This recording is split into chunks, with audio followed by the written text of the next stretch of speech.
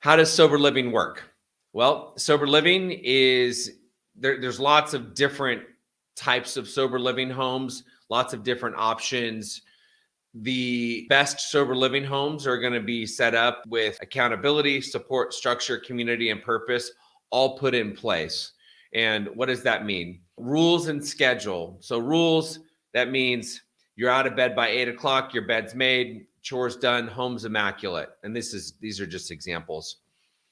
It's a requirement that everyone in the home has a purpose. So that means you have a purpose. That purpose means you're going to school, you're working, you're doing IOP, you're doing PHP, you're volunteering, you're doing something with your time. You're not sitting around the house all day watching Judge Judy or Jerry Springer.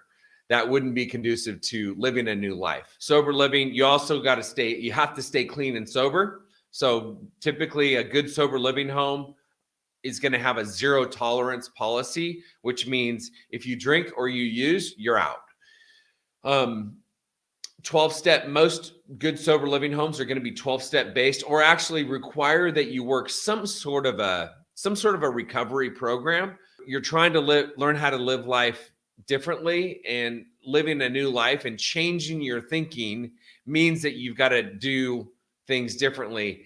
Taking drastic measures to change your thinking. 95% of our thoughts are subconscious, and 95% of our thoughts today were the same thoughts that we had yesterday. So your best thinking got you where you are today. If you want to learn how to live life differently, then working some sort of a recovery program and actually doing the work, as they say, is going to be the best way that you can get there.